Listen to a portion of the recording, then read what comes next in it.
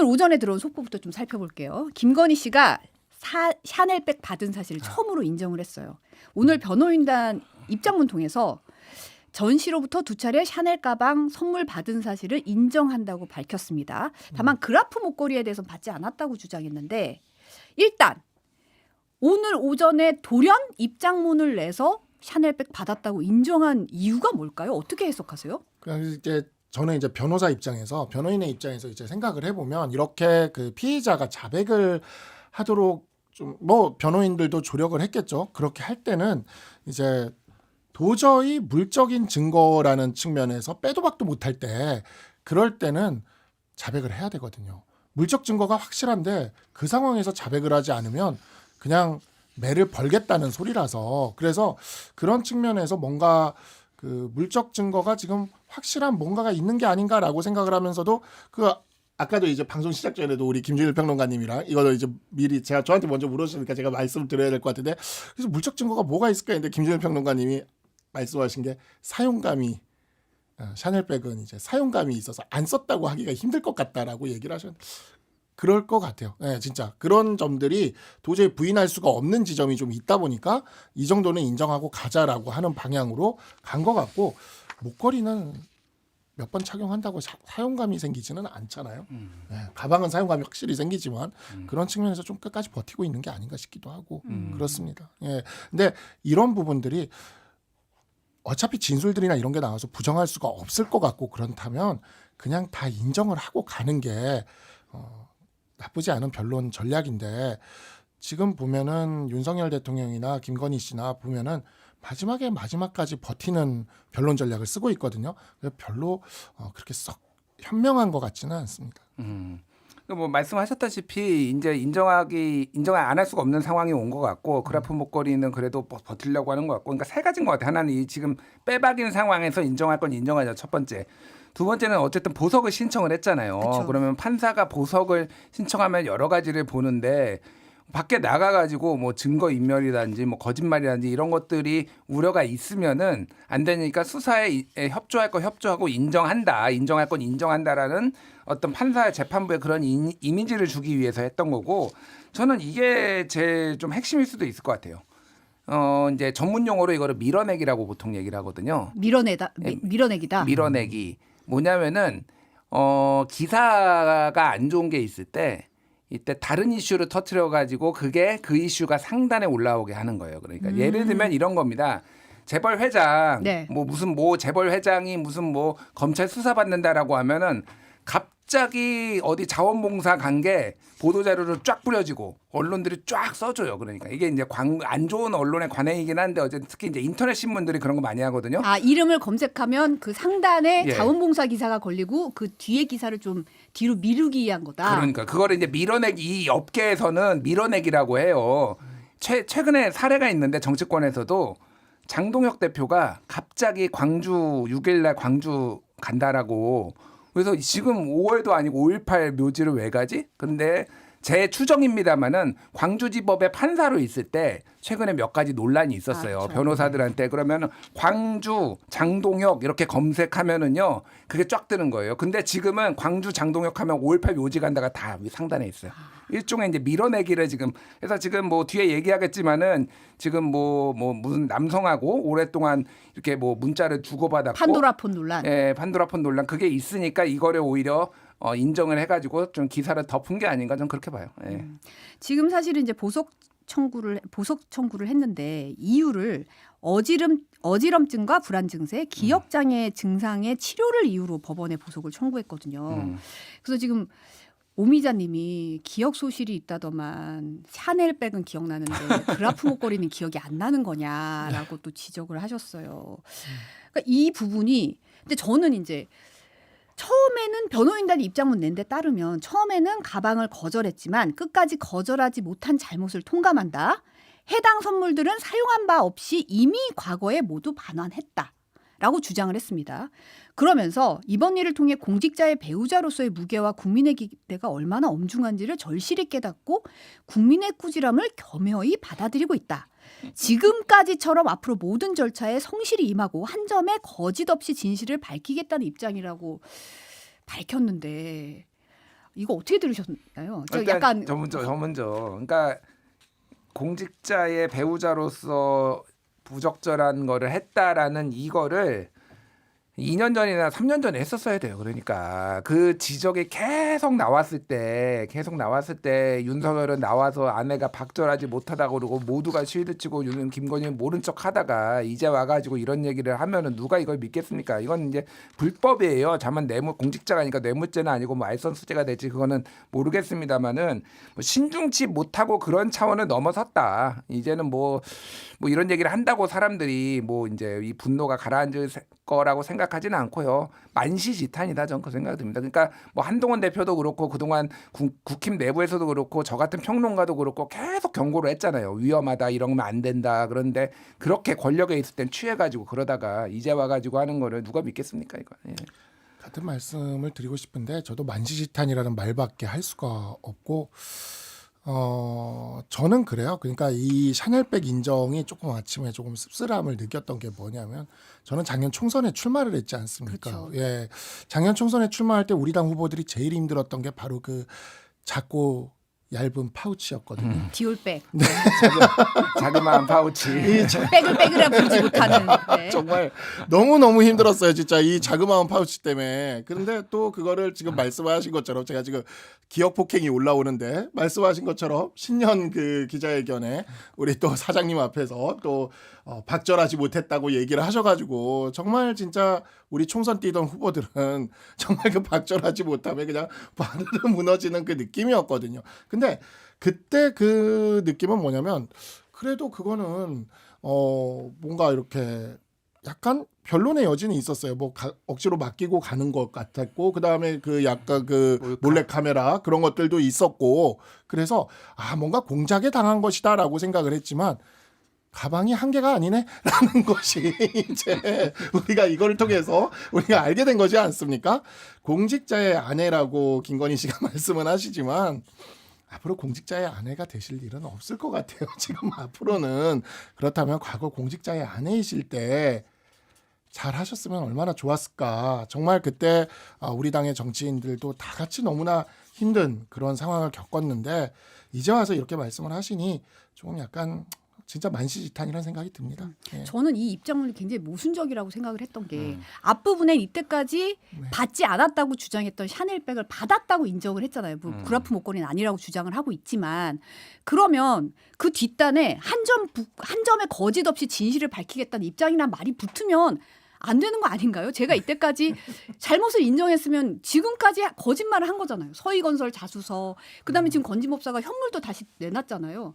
뭐 이 백을 지금 가방 2개를 3개랑 구두로 바꿨다. 이게 정황이 다 나와 있는 상황인데 소상하게 입장문을 내면 그 입장문 내에서도 앞뒤가 지금 말이 다르다는 생각이 들거든요. 아니 뭐 저도 그렇게 생각해요. 그러니까 이거를 뭐 이렇게 이제 우리 언론인이나 이렇게 유심하게 뜯어보지 또 뭐 이렇게 믿고 싶은 분들은 뭐 국민의힘에서도 특히 이제 윤어게인 하시는 분들은 또 우리 여사님께서 또 고초를 겪으시면서 이렇게 뭐 이런 것도 그런 용도로도 좀 쓰인 것 같아요. 예. 지금 그래서 이제 밀어내기 의혹을 이제 추측을 하셨는데 또 밀어내기를 하려면 저희가 안 밀리려고 또 이 얘기도 잠깐 할 수밖에 없을 것 같아요. SBS가 단독 보도한 내용이죠. 판도라 폰 열렸다. 김건희 의문의 남성 수백 개 문자. 이게 제목부터가 이제 참 잘 썼더라고요. 제목을. 네. 클릭을 안 할 수가 없어. 안 볼 수가 없어요. 오늘 안 아침에 볼 제일 먼저 본 기사였어요. 제일 안 볼 수가 없어요. 볼 수가 없었어. 이게 무슨 내용이야? 이렇게 볼 수밖에 없는데 그 이제 내용은 그거예요. 김건희 특검이 지난 7월에 건진법사 법당에서 김건희 씨가 지난 2013년부터 16년까지 사용했던 휴대전화를 확보를 했습니다. 그래서 포렌식을 검사를 해봤더니 김건희 씨가 한 의문의 남성과 주고받은 메시지 수백 개가 발견이 됐다는 거예요. 뭐 500개라는 얘기가 나오고 있죠.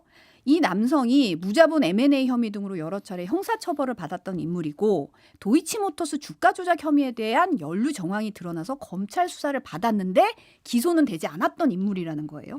그리고 이 메시지를 보니까 건진법사를 김건희 씨에게 누가 소개시켜줬나 봤더니 이 사람이 소개를 해준 거고 메시지 내용에는 2013년에 무당이라기보다는 거의 로비스트라면서 소개를 했다는 거예요. 그러면서 특검은 저는 이 기사의 활용 점정이 이거라고 생각하는데 2013년에서 2016년 사이에 김건희 씨와 이 남성이 주식거래 관련 관계를 넘어서 개인적으로도 밀접한 관계였던 것으로 결론을 내린 것으로 파악했다. 그러니까 개인적으로 밀접한 관계였다는 걸로 결론을 내렸다. 이걸 어떻게 되게 행간에 많은 의미를 담고 있는 문장이거든요. 어떻게 보세요? 일단 저랑 박상수 변호사랑 개인적으로 밀접한 관계입니다. 예.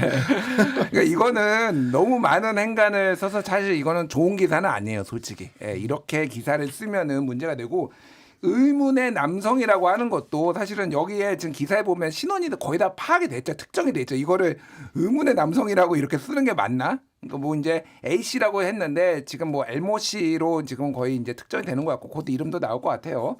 그래서 뭐 저는 이제 여기에서 몇 가지를 이제 추론할 수 있었는데 첫 번째 특검이 가가지고 비밀의 방 건진의 그 비밀의 방에서 김건희 폰이 나왔다, 옛날에 쓰던 폰이. 그럼 저는 그때 들었던 게 아니 김건희는 왜 건진한테 폰을 맡겼지, 옛날 폰을? 그러니까요. 그 핸드폰이라는 게 과거에는 핸드폰은 굉장히 어떻게 남한테 맡기기 좀 애매하잖아요. 남한테 맡기기 어렵고 개인적인 개인 정보가 있었고 정말 가까운 사람한테 맡기던지 뭐 이런 거잖아요. 그래도 건진이 그 정도 가까운 거야 했는데 거기에 의문이 어느 정도 풀렸다. 뭐냐면은 이 L 씨가 김건희한테 건진을 소개시켜줬고, 그러니까 이 셋은 소위 말하는 전문 용어는 이제 아36이었을 가능성이 높고, 특히 여기에 이 핸드폰에 이런 문자가 많이 있으면은 그거를 알았던 김건희가 이제 건진한테, 이 관계를 아는 건진한테 맡기는 게 제일 안전하겠다, 차라리 자기 뭐 다른 사람보다, 그렇게 생각했을 가능성이 있어요. 이것도 추론이지만 어쨌든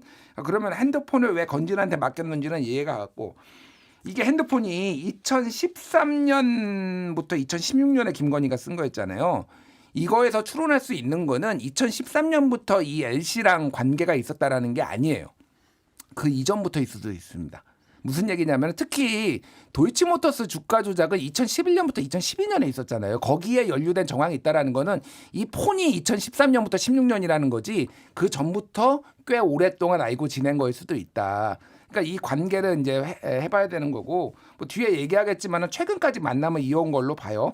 그러니까 이 사람의 L 씨의 휴대전화나 이런 것들을 확보를 해가지고 이거 뭔가 안 맞춰준 퍼즐이 좀 맞춰지겠다. 그리고 기본적으로 저는 이쪽은 범죄 공동체라고 생각해요. 그러니까 무자본 M&A 뭐 아니면 그러니까 소위 말하는 자본시장 교란에 특화된 인물이잖아요. 지금 김건희가 그쪽에 그 2011년 12년 당시에 그쪽에 굉장히 이제 뭐 주가 조작에 관심이 있었으니까 그거를 서로 이제 교류를 했던 그런 인물로 보이고, 문자 수백 통은 저는 그렇게 봐요. 예전에 한동훈 대표가 검사 시절에 김건희랑 이제 문자 나눴다라고 해서 이제 윤석열이 잘 연락이 안 되니까 김건희한테 이제 뭐 했다라는 건데, 그때도 뭐 수십 통 수백 통 뭐 이런 거거든요. 그래서 이게 껌껌인 건지 아니면은 그 카톡 같은 거 보면은 이게 그러니까 하나 단어 이렇게 왔다 갔다 하는 거를 이렇게 센 건지 그거는 잘 제가 모르겠어요. 그러니까 어쨌든 뭐 친한 사이에서 수백 통이 아주 이상한 건 아니다.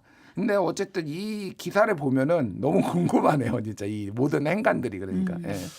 저는 그러니까 김건희 씨에 대해서 저는 뭐 보수 정치인으로서 또 우리 당에서 정치를 하고는 있지만 저는 그렇게 예전부터 좀 비판적인 목소리를 냈던 사람입니다. 그래서 이제 이 주가 조작과 관련된 것도 당시 대변인으로 있을 때, 한동훈 대표 시절에 대변인으로 있을 때 국민의 눈높이에 맞는 결론이 있어야 된다라는 이야기들도 방송에 나와서도 했었고, 김건희 씨가 이 보수 정치나 우리 당에 끼쳤던 악영향에 대해서는 계속해서 얘기를 해왔던 그런 사람이지만, 이게 공인이라고 이야기할 수 있는 여성에 대해서 이런 식으로 상상력을 자극하는 이러한 소스가 나와서 보도로 이어지는 것이 바람직한가에 대해서 저는 굉장히 조금 비판적인 입장을 갖고 있어요. 기본적으로. 그래서 과거에 뭐 김건희 씨에 대해서 줄리니 뭐니 하는 이야기를 할 때도 굉장히 그거에 대해서 이게 왜 민주당 쪽이 아니면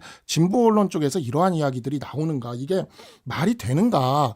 왜냐하면 이쪽에서 얘기해왔던 그동안의 그 여성주의라는 그 맥락에 너무너무 맞지 않는 지점이 좀 있는 거죠. 근데 이 부분에 대해서는 뭐 소스가 있으니까 언론사에서는 보도를 할 수밖에 없었겠지만 특검이 사실상 특검에서 나온 거 아니겠습니까?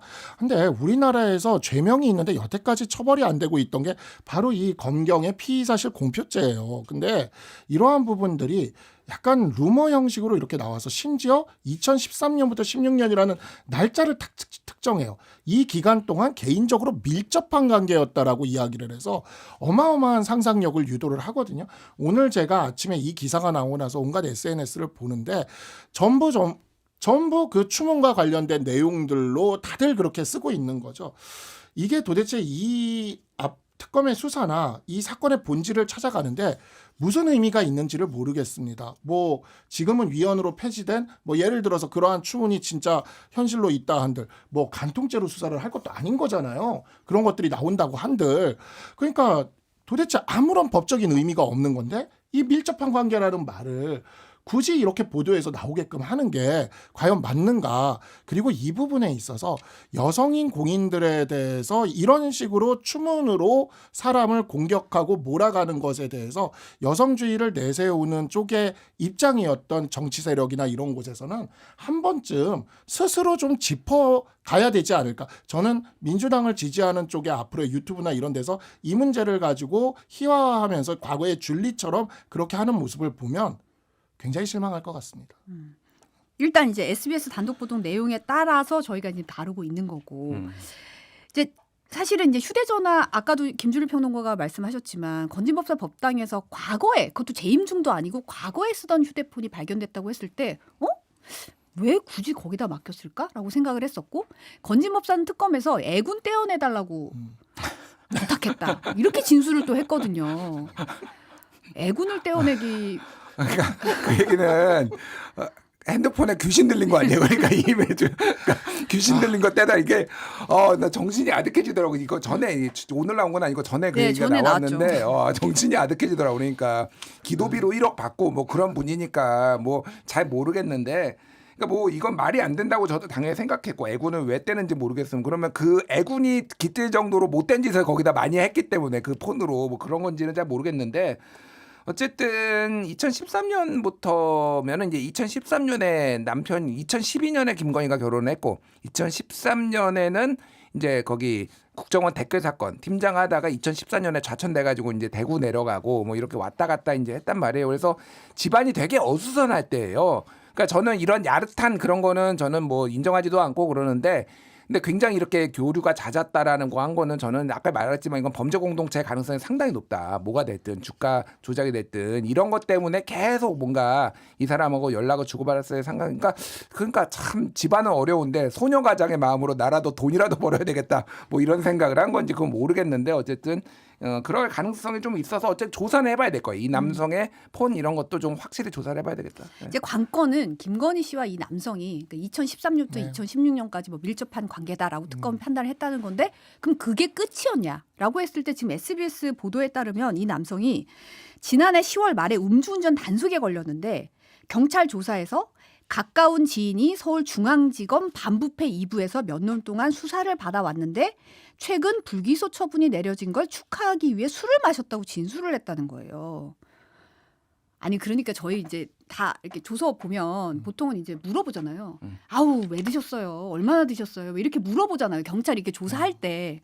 그럼 보통 뭐 승진 기념하려고 회식하려고 조금 먹었는데 뭐 이렇게 대답을 하는데 지금 여기서 내가 말이야, 거의 그 범죄와의 전쟁에 나오는 그 문구잖아요. 뭐 이렇게 하면 누군지 얘기 안 해도 누구라면 다 알 거 아니에요. 김건희 씨를 특정했다는 거잖아요. 이 지인이라는 게 물론 특검팀이 확인해 보니까 경찰에서 사실상 김건희 씨라는 취지로 진술을 했는데 그냥 경찰이 지인이라고 고쳐서 조서에는 기록을 했다는 거잖아요. 지금 보니까 특검이 이제 계엄 직전까지 연락 주고받았을 가능성이 있다고 보고 도이치모터스 주가 조작 공범 혐의 적용해서 지난달에 거주지 압수수색했는데 도주했다는 거거든요. 네.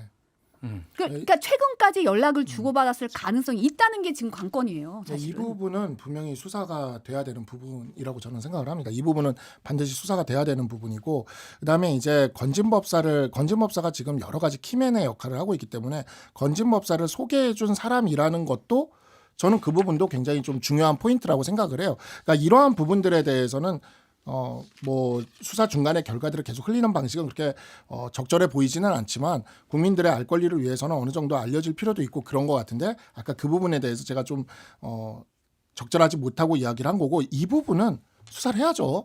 압수수색도 해야 되고, 사실 이게 그 주가 조작이랑 어떻게 연결이 되어 있는지 그러한 부분들에 대해서 명확하게 파고 들어가고, 지금 여러 가지로 보면은 건진법사와 관련된 것도 있기 때문에 키맨의 역할을 할 가능성은 충분히 있을 것 같습니다. 네. 그리고 필요하면 강제 수사도 필요할 거라고 저는 생각을 합니다.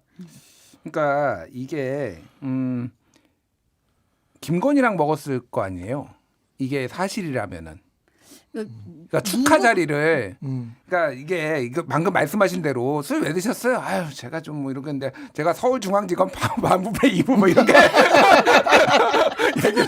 구구절절 이렇게 얘기를 했다라는 거는 뭐 느그서장 남청동 살지 뭐 이거부터 해서 다 했어 사우나 뭐 이거 거의 그런 느낌이에요. 그러니까 제가 말하는 거는 이 자리에 그러면은 김건희가 있었을 가능성이 높은 게, 김건희를 빼고 김건희가 불기소가 됐는데 김건희를 빼고 나머지 사람들끼리 지인끼리 축하 파티를 했다고? 저는 그거는 상상이 안 돼. 이거는 그러니까 김건희랑 마셨다라고 볼 수밖에 없는 거예요. 그러니까 10월 말까지 계엄 직전이에요, 진짜로.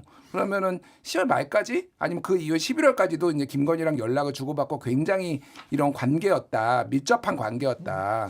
그러니까 게다가 도이치모터스 주가 조작인데 도이치모터스 주가 조작과 관련해서 이 사람이 혐의가 있었다라는 거잖아요. 그러니까 이거는 진짜 범죄 혐의가 있다. 아직은 좀 더 파봐야 되지만은 수사가 좀 필요한 부분이에요, 이거는. 예.